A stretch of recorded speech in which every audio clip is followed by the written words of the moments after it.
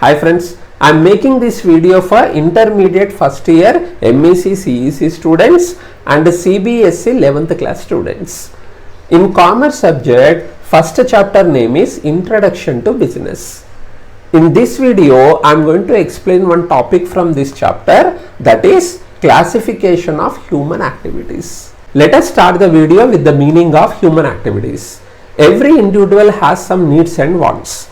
We need good health, good education, shelter, comfortable life and so on. We perform some activities in our life in order to satisfy these needs and wants, such as growing plants, rearing animals, preparing food, worshipping in a temple, reading newspaper, watching television, playing cricket, going to office or factory, teaching in a school or college.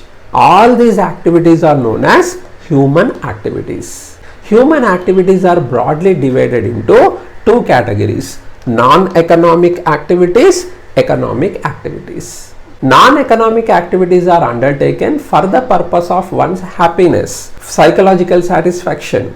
We cannot measure them in terms of money. Let us see some examples of non-economic activities. First example is free time activities. These activities aim at acquiring pleasure in idle times. For example, playing, painting, singing, dancing, watching TV, chatting with friends, gardening, doing meditation, etc. Second point is family commitment activities. These activities are concerned with family matters. For example, a teacher teaches to her son at home, doctor consulting his family, father spending money on his daughter's study, mother cooking food for home, etc. Then third point is social welfare activities. These activities are performed for the happiness of society. For example, donation to underprivileged, contribution to construct a hospital or library, participating for relief camps like blood donation, helping to victims of wars, natural calamities. Now the last point is cultural and religious activities.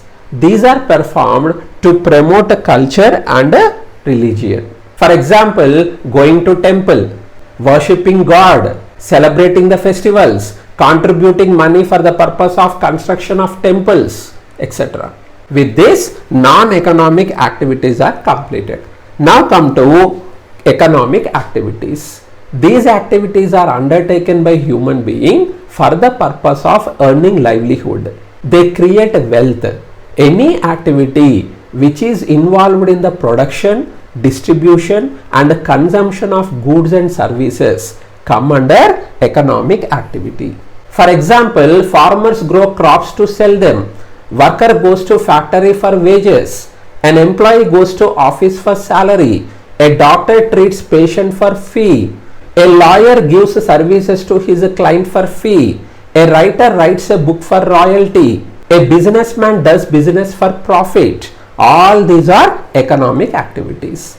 Economic activities are further divided into three types: profession, employment and business. Come to the first one. An occupation which requires special qualification, skill, knowledge and training to be applied by an individual to earn his own living is known as profession.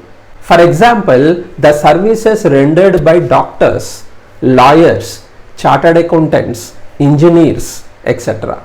The individuals engaged in professional activity are known as professionals. Let us see the characteristics of profession.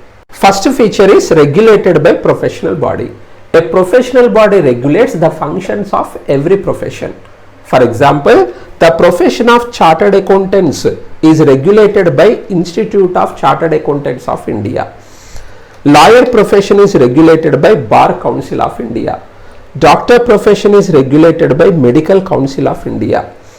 Council of Architecture India for architects. The council lays down a code of conduct which is to be followed by all professionals. It ensures the uniformity in the working of these professionals and it gives the benefit of protecting the interest of professionals and their clients. After successful completion of study and training, every professional must register himself or herself with the council to get the certificate of practice.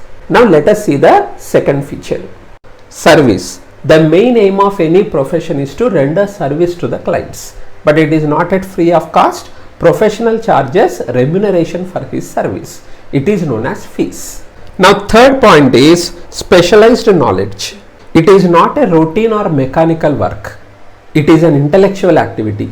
Every profession needs a specialized knowledge. For example, to become a chartered accountant, one should pass chartered accountancy examinations. He should undergo with a training to acquire practical knowledge.